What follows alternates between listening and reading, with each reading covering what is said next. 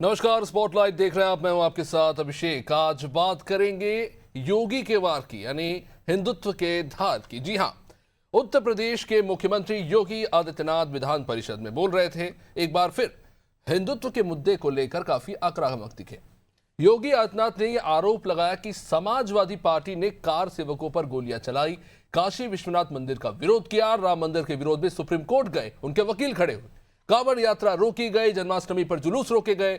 CM योगी ने यह तक कह दिया कि पहले एक जिले में एक माफिया होता था, अब उत्तर प्रदेश दंगा मुक्त है, फियर जोन से निकलकर फेज जोन बन चुका है। सीएम योगी के बयान पर पलटवार करते हुए समाजवादी पार्टी ने कहा कि योगी आदित्यनाथ उत्तर प्रदेश के एक ऐसे अपराधियों के नाम निकाले जिनके ऊपर हत्या, अपहरण, फिरौती जैसे 50 से अधिक गंभीर मामले कायम हैं, तो पता चलेगा कि भाजपा के बीसीओ नेता वही हैं। सपा ने यह भी कहा कि भाजपा नेताओं के संरक्षण में अपराधी खुद ही फल फूल रहे हैं, फर्जी एनकाउंटर हो रहे हैं, जिस पर हाईकोर्ट ने तक आपत्ति जता दी है। एक तरफ समाजवादी पार्टी का आरोप है, दूसरी तरफ योगी आदित्यनाथ का हिंदुत्व और उपलब्धियों का पोथा। तो क्या यूपी में सचमुच कानून व्यवस्था अपने स्वर्णिम काल से गुजर रही है, या फिर सपा के आरोप जो है उनमें भी थोड़ी बहुत सच्चाई है? और राम भक्तों पर गोली चलाने से लेकर राम मंदिर के निर्माण जैसे तमाम विरोध की बातों को लेकर, कलंक जैसे बातों से क्या सपा बच पाएगी या कांग्रेस बच पाएगी? इस मुद्दे पर चर्चा करेंगे। इससे पहले बयान पर एक नजर। राम मंदिर का विरोध करते हैं, काशी विश्वनाथ धाम का विरोध करते हैं, क्या उस प्रकार के तत्वों को प्रश्रय देते हैं? ये प्रवृत्ति दिखाती है। इनको भारत की आस्था के प्रति कोई सम्मान नहीं है, कोई सम्मान नहीं है। जन्माष्टमी को रोकने का काम, कांवड़ यात्रा को रोक लगाने का काम, अयोध्या की 84 कोसी परिक्रमा हो या दीपोत्सव और रंगोत्सव के कार्यक्रम, यह प्रतिपक्ष से जुड़े हुए दलों ने अपने समय में इनको रोकने का काम किया था। कांग्रेस तो सुप्रीम कोर्ट में यहां तक कह दी थी कि राम और श्री कृष्ण ये दोनों मिथक हैं। समाजवादी पार्टी ने अपने समय में राम भक्तों पर गोलियां चलाई थी, मंदिर निर्माण के मार्ग में बाधा पैदा करने के लिए अपने अधिवक्ता तैयार किए थे। लेकिन हम इस बात को कह सकते हैं कि हिंदुस्तान में भारत की आस्था को भी कैद करके नहीं रख सकता है, और यतो धर्मस् ततो जय के भाव के साथ वह विजयी जरूर होगी, और यही हुआ है। अब हम कह सकते हैं कि यूपी में न कर्फ्यू है न दंगा है, यूपी में सब चंगा है। उत्तर प्रदेश में गुंडा माफिया और जंगल राज कायम है। कोई बहन और बेटी सुरक्षित नहीं है। हमारी प्रदेश सरकार के मुख्यमंत्री से ये कहना है कि अगर आप में साहस है तो उत्तर प्रदेश के जो टॉप 20 अपराधी हैं, जिनके ऊपर 50 से अधिक हत्या, अपराध, बलात्कार, फिरौती के मुकदमे दर्ज हैं, उनकी सूची जारी कर दी जाए, तो पूरा प्रदेश जान जाएगा कि 20 अपराधी भारतीय जनता पार्टी के नेता हैं, जिनके संरक्षण में प्रदेश में अपराध हो रहे हैं। पुलिस, माफिया और मंत्री के बीच में तिगड़ी बन गई है, जिसके कारण से अपराधी भयमुक्त।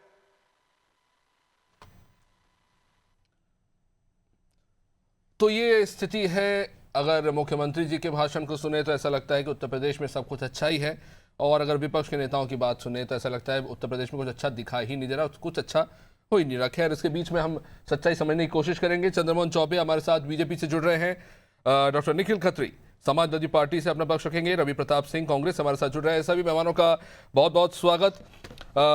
जाहिर तौर पर चर्चा हो रही है बजट को लेकर, आज देश में बात हो रही है टेक्नोलॉजी और एआई को लेकर, सिक्योरिटी को लेकर, और इन तमाम चीज़ों के बीच में बात हो रही है उत्तर प्रदेश के इतिहास की स्थिति को लेकर और उत्तर प्रदेश के वर्तमान को लेकर। तो सबसे पहले चंद्रमोहन जी, सवाल यही है कि 8 साल आपकी सरकार को हो चुके हैं, और जो दावे आपकी सरकार और मुख्यमंत्री जी के द्वारा किए जा रहे हैं उनको सभी को सच मान लेते हैं। अगर स्वर्णिम काल उत्तर प्रदेश को चल रहा है तो बार बार ये जो नॉस्टैल्जिक मोमेंट ले आए जाते हैं अतीत के, उन्हें लाने की जरूरत क्या है? आप साबित कर चुके हैं अपने काम से कि आप उनसे बेहतर हैं। बार बार अतीत के उन कड़वे दिनों को याद दिलाने की क्यों जरूरत पड़ जाती है? अगर आप इतना अच्छा कर रहे हैं तो आगे बढ़िए, पीछे की बात जाने दीजिए, छोड़िए, आगे बढ़ते रहिए, जनता देख लेगी आने वाले चुनाव में। अभिषेक जी, किसी का भी आकलन उसके काम के आधार पर किया जाता है, उसके द्वारा किए गए क्रियाकलाप पे होता है, उसके द्वारा किए गए सरकार के समय में उन निर्णयों पर होता है कि उन्होंने जनता के लिए, लोगों के लिए, अपनी संस्कृति के लिए अपनी किया है और क्या नहीं किया है उसके बारे में चर्चा होती है। हमारी सरकार ने जो किया है, माननीय योगी आदित्यनाथ जी ने सब बताया। एक्सप्रेसवे से लेकर, मेडिकल कॉलेज से लेकर, सड़क से लेकर, स्वास्थ्य से लेकर, उन्होंने सब पर अपना विषय रखा, बताया कि 14 मेडिकल कॉलेज 2017 से पहले था, आज 85 मेडिकल कॉलेज है। 2 एक्सप्रेसवे थे, आज 10 एक्सप्रेसवे, 7 एयरपोर्ट थे, आज 15 एयरपोर्ट। इनके समय में 1,37,000 2007 से लेकर 2017 तक किसानों का गन्ना भुगतान 1,37,000 हुआ था 10 वर्षों में। और माननीय योगी आदित्यनाथ जी की सरकार जब बनी है तो 3,86,000 करोड़ रुपए का भुगतान गन्ना का हो चुका है। उन्होंने बताया कि जो है इनके समय में गन्ना के जो मिलें थी वो बंद होती थी घाटे की वजह से, और ये पूंजीपतियों को बेचते थे। हमारे समय में उन्होंने बताया, चाहे धामपुर का हो, चाहे पिपराइच का हो, और सहारनपुर में कई मिलें, चीनी मिलें दोबारा शुरू की गई जो बंद हो गई थी। फिर उन्होंने बताया, उन्होंने ये भी बताया कि किस प्रकार उत्तर प्रदेश में लोग धार्मिक आयोजन अपनी संस्कृति का, चाहे अपने पूजा पाठ का नहीं कर पाते थे, रोक लगा दी जाती थी। किस प्रकार से कांवड़ यात्रियों पर जो है लाठी बरसाई गई है, ये क्या हम लोग उसको बताएंगे नहीं? किन घटनाओं का जिक्र हो रहा है? ये कांवड़ यात्रियों पर लाठी चलाने की बात हो रही है, पूजा करने से रोके जाने की बात हो रही है। आप थोड़ा स्पेसिफिक हो सकते हैं किन घटनाओं की बात हो रही है, जनता की जानकारी के लिए?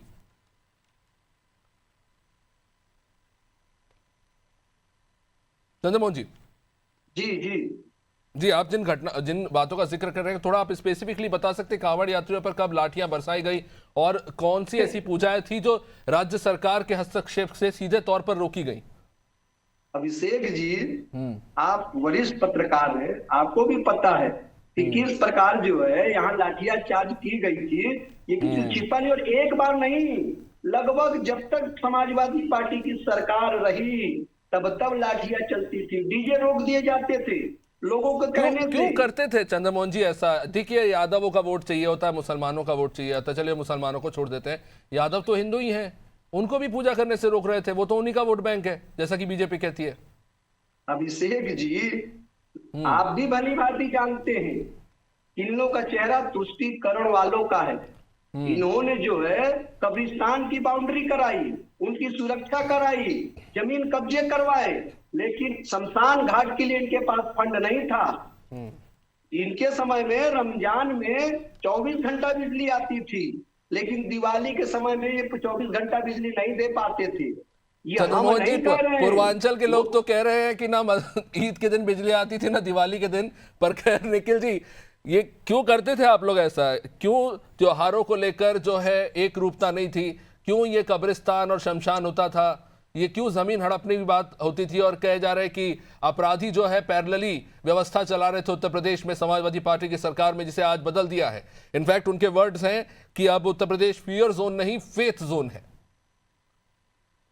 सबसे पहले आप सभी को नमस्कार। और मैं साफ तौर पर एक बात बहुत खुले तौर पर बता दूं कि सबसे पहले अभी भाजपा के प्रवक्ता ने पहली बात तो मैं समझता हूं कि एयरपोर्ट्स की थी, तो इनको खुद ही नहीं पता है कि कितने एयरपोर्ट, जितने बाबा जी ने एयरपोर्ट खोले सारे तो बंद हो गए हैं। मतलब कि ये खुद ही जनता को ऊपर गला रहे हैं, एक एयरपोर्ट तो चला नहीं पा रहे हैं। और जो माननीय अखिलेश जी ने जितने भी कार्य किए थे उनका फीता काट रहे हैं। बुंदेलखंड का पूछेंगे, बुंदेलखंड पर चुप हो जाएंगे, जिसने बनाया था बाकी खाली फीता काट देंगे। और दूसरी बात, अगर कुछ धार्मिक आयोजनों पर ही आ रहे हैं तो मैं समझता हूँ सबसे ज्यादा ये लोग जनता को बरगलाते हैं। क्या इस कावड़ में क्या योगी का आदेश ये नहीं आया था कि 10 बजे के बाद कोई डीजे नहीं बजेगा? लेकिन मैं समझता हूँ कि कितने भाजपा के लोग कितनी मुद्दों को पलटते हैं, कभी मुद्दे की बात नहीं करेंगे, नहीं हमेशा मुद्दों को गोल गोल घुमाएंगे। और हमने तो बस खाली इनसे सुना है कि रमजान पर लाइट आती तो दिवाली पर लाइट नहीं आती थी। इनकी मानसिकता जैसी भी वो वैसे तो बोलेंगे।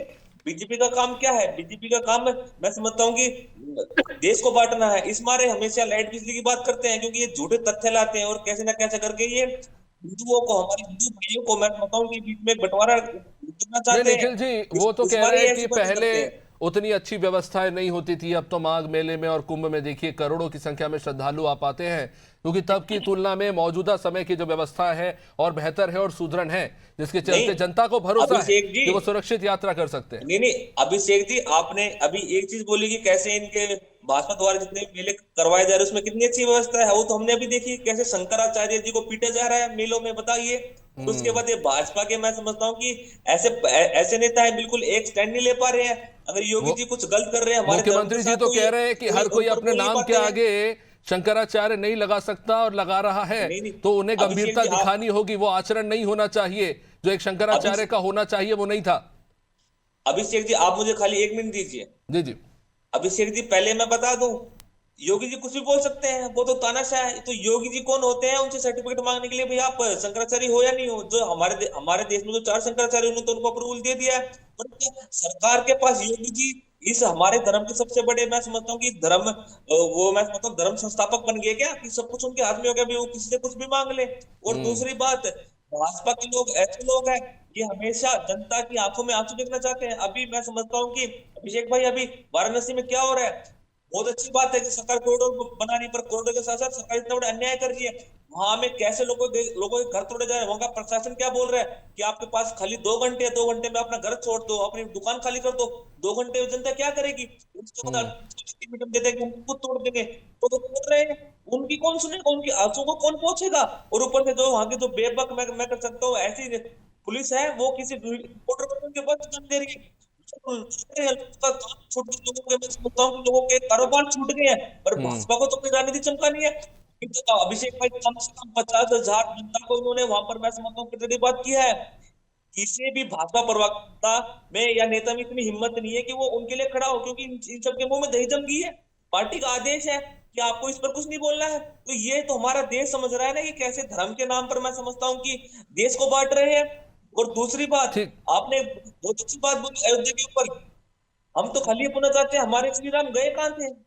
हमारे तो श्री राम तो मैं समझता हूँ कि हर घर में हमारे श्री राम है। और दूसरी बात, जब इन्होंने एक कॉम्युनल पॉलिटिक्स खेलनी चाहिए अयोध्या में, तो वहीं पर जनता ने इनको हराया। ठीक है चंद्रमोहन जी, मैं जल्दी से इसके बाद रवि प्रताप सिंह जी के पास आऊंगा, इस पर जवाब दे। आप कह रहे हैं फियर जोन फेथ जोन बन गया है, उत्तर प्रदेश डेवलप्ड जोन कब बनेगा? जिस राज्य में बात होगी, माफियों के लिए बना है फेथ जोन, खाली बीजेपी के लिए बना, बस, और सभी के लिए। ठीक है, उस पर मैं एक दिन मैं भी चाहूंगा कि बहस इससे थोड़ा ऊपर आए, कि हम बात करें कि ठीक है अब हम टेक की तरफ आगे बढ़ रहे हैं, इंडस्ट्रीज खोलने की तरफ आगे बढ़ रहे हैं। मैं उसी पे चंद्रमोहन जी से जवाब चाहूंगा। चंद्रमोहन जी, फियर जोन फेथ जोन की बात हो रही है, डेवलप्ड जोन कब बनेगा? हजारों की संख्या में उत्तर प्रदेश में कॉलेज और थोक के भाव यूनिवर्सिटीज हैं, लेकिन उन पर किस तरह का एजुकेशन है, किस तरह का ओरिएंटेशन है, भगवान ही जानता है। और वहां पर हम क्या काम कर रहे हैं, उस पर भी तो चर्चा होनी चाहिए ना। ये हर बार हम बजट में समाजवादी पार्टी की सरकार में क्या था, हमारे पास क्या है, हम उसी में उलझे रह जाएंगे क्या? इससे आगे भी बढ़ेंगे? जो यूथ बाहर प्रदर्शन कर रहा है कि सरकारी नौकरियों के लिए अगर कोई वैकेंसी निकलती भी है, परीक्षा होती है तो लीक हो जाती है, नहीं तो गड़बड़ी हो जाती है, और नहीं तो फिर अगर पेपर हो भी गया तो उसकी नियुक्ति में ही साल निकाल देते हैं आप लोग।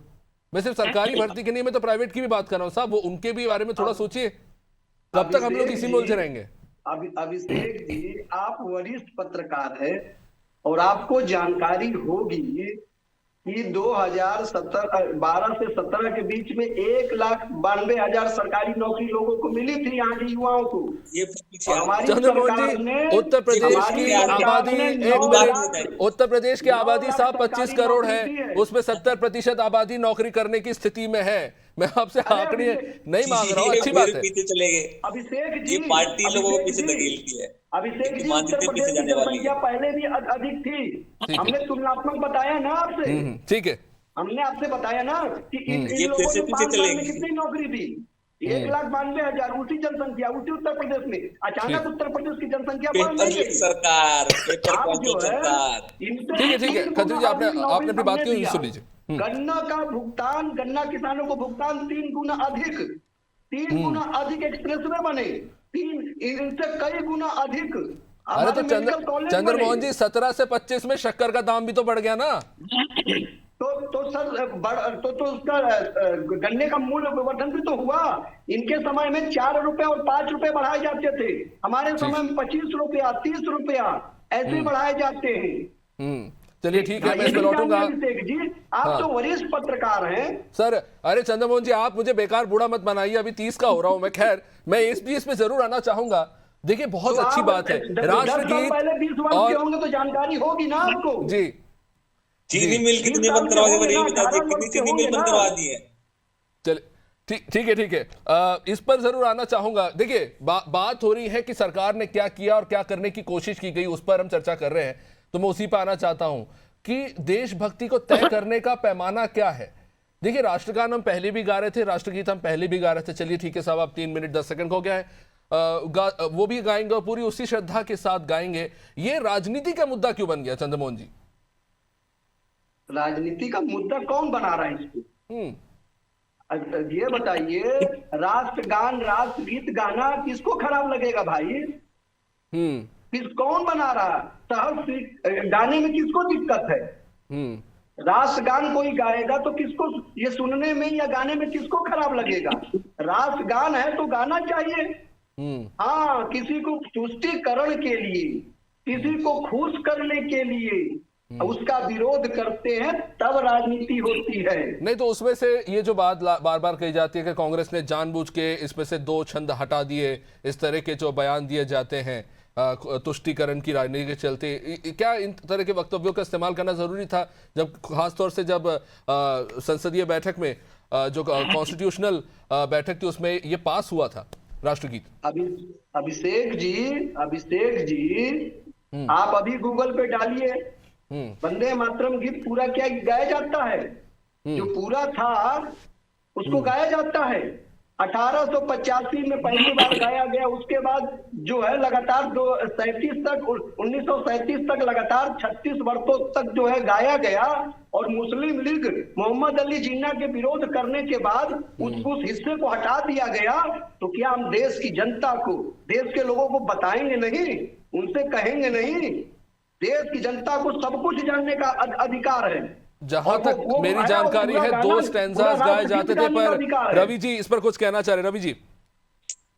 मैं अभिषेक भाई ये कहना चाहता हूं चंद्रमोहन जी से कि जब देश आजादी की लड़ाई लड़ रहा था, वंदे मातरम से एकजुट हो रहा था, तब आपके वैचारिक पुरखे क्या कर रहे थे? नाखून तक नहीं कटा रहे थे। और वही श्यामा प्रसाद मुखर्जी फजलुल हक की गवर्नमेंट में वित्त मंत्री थे वेस्ट बंगाल में, और उसी के साथ जिसने 1940 में पहली बार पाकिस्तान बनाने की शर्त रखी, बात रखी और पास किया। उस मतलब ये समझिए कि उस विधानसभा में थे। और दूसरी बात आपको बताएं कि 37 में आप अभी बात कर रहे थे, 23 में ही जब आपके वैचारिक पुरखे सावरकर जी ने द हिंदुत्व की किताब लिखी थी, उसमें लिखा कि इस देश में 2 राष्ट्र होते हैं। और 37 में अहमदाबाद के अधिवेशन में हिंदू महासभा की अध्यक्षता करते हुए कहा था कि इस देश में 2 देश बसते हैं।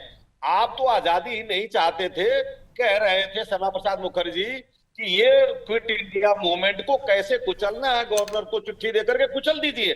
तो आप तो अगर हमारे साथ जुड़े हो तो देश 47 नहीं 40 में आजाद हो जाता, लेकिन आप तो भाग रहे थे। अब 1 मिनट रुकिए, नहीं, अभी इन्होंने कहा कि वंदे मातरम गा रहे थे। अरे भाई, आज तक आप कितने दिन गाए? पहले कभी गाए? दूसरी बात अब इनको मैं बता रहा हूं, ये अभी योगी आदित्यनाथ जी की बात कर रहे थे कि हमने इतने मेडिकल कॉलेज बना दिए। सारे प्रदेशों की जो डिस्ट्रिक्ट हॉस्पिटल है, you have to converted in the medical college, और सारे डिस्ट्रिक्ट हॉस्पिटल आपने बंद कर दिए। दूसरी बात, अभी आप कह रहे थे पिछले महीने आपने टेट का और सीटेट का एग्जाम कराया, जो कि मान्य होता है 1-2 साल के लिए, और आज आपके शिक्षा मंत्री कहते हैं कि भविष्य में कोई पद सृजित नहीं किया जाएगा टीचर का। तो आपने इस गरीब जनता का, उन नौजवानों का जो टीचर बनने की तमन्ना रखते थे, क्यों टेट का टेस्ट कराया, क्यों सीटेट का टेस्ट कराया? अभी अभी 6 महीने के अंदर आपने एग्जाम लिया है, और आप कहते हैं कि 47,000 पद रिक्त होने के बाद भी कोई पद सृजित नहीं किए जाएंगे मास्टरों के। तो आपने उनको तो एक शगुफा दे दिया, और आप कहते हैं उत्तम प्रदेश, कागजों में कहते हैं सर्वोत्तम प्रदेश, धरातल पे है लुट्टम प्रदेश। ठीक है, आपने जो बात रखी इंपॉर्टेंट है। चंद्रमोहन जी, रवि प्रताप जी जो बात कर रहे थे, देखिए मोटा मोटी उनका कहना यह है परीक्षा करवा देते हैं, विभागों में कोई समन्वय है नहीं, कोई एग्जाम करवा देता है, बाद में कोई आके बोलता है कि ऐसी कोई व्यवस्था है ही नहीं कि इनको जो है सीट एलोकेट किया जाए, इनको रखा जाए नौकरी पे। अभिषेक जी ये कुछ भी कह सकते हैं, ये इनका अधिकार है। तो क्या वो झूठ बोल रहे हैं? रवि जी क्या झूठ बोल रहे हैं? हम चंद्रमोहन जी सुनिए तो, अब सुनिए तो भाई सुनिए। अभिषेक जी, आपको मैं कुछ बातें बता रहा हूं, और उसी से आप अंतर समझ लीजिएगा कि इस सरकार में और पुरानी सरकारों में क्या अंतर था। 1947 से 2017 तक मैं रवि प्रताप जी और चंद्रमोहन जी दोनों से विनती है, देखिए यूथ ना अब त्रस्त हो चुका है, वो हो गई 47 की बातें बहुत हो गई, अब यूथ आगे जाना चाहता है। देखिए आप बात करते हैं 47 की, जी रहे 76 में, तो अब तो वर्तमान की बात होनी चाहिए ना। अरे अभिषेक जी पूरी बात, अब मैं वर्तमान में जा रहा हूँ, सुनेंगे तब तो। सुन लीजिए, 2017 तक महिला पुलिसकर्मी मात्र 12,000 थी। आज उत्तर प्रदेश में जानती हैं कितना? आप जानते हैं 44,000, 4 गुना अधिक। यानी कि सरकार का आप उद्देश्य समझिए, काम करने का तरीका समझिए। 14 मेडिकल कॉलेज से 85 मेडिकल कॉलेज हो गए। आपको बता दें उत्तर प्रदेश की राजधानी है, मेडिकल कॉलेज है यहाँ। 2017 तक जानते कि कितना उसका बजट हुआ करता था? अभिषेक जी मैं आपको बता रहा हूँ, सुनिए, कान खोल कर सुनिए। 2017 तक इस मेडिकल कॉलेज का टोटल बजट 400 करोड़ हुआ करता था, और आज जानते कितना है? आज 2400 करोड़ है। और 2017 से पहले वहां पर जानते हैं जो हार्ट के लिए जो बेड था। एक मिनट चंद्रमोहन जी, ये अचीवमेंट नहीं है। अगर 2400 करोड़ बजट है तो भी ये बेहद कम है, अगर उत्तर प्रदेश के पूरे वित्तीय बजट में प्रतिशत के हिसाब से देखें। जी 2017 से पहले कितना बजट, आप अंतर तो करिए, तुलना नहीं करेंगे क्या? हाँ, पर आप तुलना नहीं करेंगे क्या? नहीं, बिल्कुल करेंगे सर, आप तो बिल्कुल सही बात बोल रहे हैं। मैं तो ये कह रहा हूँ ना, जब बढ़ा है तो प्रशंसा करिए ना भाई। निखिल जी की सरकार जो थी वो अच्छा काम नहीं करती थी, आप बहुत अच्छा काम कर रहे हैं, तो बजट भी वैसा होना चाहिए, मेरा बस ये कहना था। अरे तो 4 गुना, कहाँ 400 और कहाँ 24, 6 गुना अधिक, 24। आप पहाड़ आप जानते होंगे, टेबल जानते होंगे, 6 गुना अधिक है हमारी सरकार में। तो ये काम नहीं हुआ क्या निखिल जी? ये काम करने क्या का तरीका नहीं क्या है मानेंगे कि पहले से अधिक बेहतर व्यवस्था है मेडिकल की? अरे सुन लीजिए आप, हाँ सुन लीजिए एक और बात। नहीं चंद्रमोहन जी, आप इतने भी छोटे नहीं रहे होंगे अभिषेक जी। 2017 में जब हमारी सरकार बनी थी ना, तो पूर्वांचल में एक बीमारी होती थी जापानी बुखार, जिसको इंसेफ्लाइटिस बोलते थे। जैसे माननीय योगी आदित्यनाथ जी ने सत्ता संभाली, वैसे इंसेफ्लाइटिस से लोगों त्राहिमाम पूर्वांचल भागने लगते थे लोग। लेकिन सुनिए, काम करने का तरीका क्या होता है अभिषेक जी, आप भी जान लीजिए कि 2017 के बाद 18, 19, 20 आई, और आज आ गया 26, और जापानी बुखार भाग गया। ठीक है चंद्रमोहन जी, आपने बोलते जल्दी से जी। अभिषेक जी, मैं समझता हूँ कि कभी भी बजट आता है तो वो हमेशा जनता के लिए आता है, पर मैं समझता हूँ कि बीजेपी हमेशा एक रिकॉर्ड बजट तो लाती है, पर एक ऐसा बजट लाती है जिसका बजट हमेशा वो यूज ही नहीं करते हैं। यहाँ पर चंद्रमोहन जी ने एक बात नहीं बोली, इनके जो पिछले बजट थे, कोई एक ऐसा बजट नहीं जिसमें 60% से ऊपर इन्होंने तक पैसा खर्च किया हो, और जो पैसा खर्च किया उसका पता ही नहीं, वो खाली फाइलों में पैसा खर्च होता है, धरातल पर होता नहीं। और ये बात करते हॉस्पिटल की, ये वही भारतीय जनता पार्टी जिसने फ्री एम्बुलेंस बंद की, जो फ्री एम्बुलेंस लाई थी उन्होंने बंद कर सभी एक ऐसी जगह खड़ा कर दिया जहां पर वो खड़ी खराब होगी। तो ये हमसे क्या उम्मीद करते हैं? और अभी जो इस समय उत्तर प्रदेश के जो अस्पतालों का हाल है, पूर्व में सबसे पीछे हमारे उत्तर प्रदेश के अस्पताल है, तो बिल्कुल जीरो, क्योंकि जो हमारे हेल्थ मिनिस्टर है उनकी चलती नहीं है। हमारे हेल्थ मिनिस्टर जो अभी हमारे डिप्टी सीएम, वो भी गाजियाबाद में इनको सस्पेंड करके गए थे, पर एक हफ्ते बाद पता लगा उन्होंने दिल्ली फोन किया, करेंगे तो फिर से बहाल हो गए। मैं समझता हूँ कहीं ना कहीं तो इनके ऐसे अधिकारी हैं, मैं समझता हूँ कि नेता है जिनकी कहीं सुनी नहीं जाती है। और दूसरी बात है, सबसे बुरा हाल यहाँ की मेडिकल फैसिलिटीज का है। सरकार एक भी, मैं समझता हूँ कि अगर आप कोई सरकारी अस्पताल में जाएंगे तो आपको खाली एक चीज दिखेगी, वो दिखेगी आपको भीड़ और आदमी कैसे। मैं समझता हूँ कि ओपीडी काउंटर भी नहीं खुलते हैं, आदमी पूरी रात खड़े रहते हैं, कोई इलाज के नाम पर कुछ नहीं है, फिर ये बड़े बड़े अस्पतालों में रेफर कर देते हैं जहां पर इनकी जानकारी होती है। तो सरकार, मैं समझता हूँ कि सरकार मुंह से नहीं बल्कि सरकार हाथों से ऐसा काम करे कि भाई जो जन कल्याण हो, पर ये तो कहीं ना कहीं देश को ठीक पीछे लेकर जा ठीक रहे है, हैं। मैं और जल्दी इससे से बात आपके पास करेंगे। सिर्फ 30 सेकंड है चंद्रमोहन जी, जो उन्होंने बात की उसमें सिर्फ 30 सेकंड दूंगा। ठीक है, सिक्योरिटी की बहुत बात करते हैं, पुलिसिंग की बात करते हैं, जॉब सिक्योरिटी, सोशल सिक्योरिटी, इनकी बात कब करेगी आपकी सरकार? अरे अभिषेक जी, मैं तो पूरा आपको गाथा अब सुना रहा हूँ, विकास का गाथा सुना रहा हूँ, फिर आप सुन लीजिए। इनके समय में 2017 तक जानते हैं एमबीबीएस की टोटल कितनी सीटें हुआ करती थी इस उत्तर प्रदेश में, अभिषेक जी?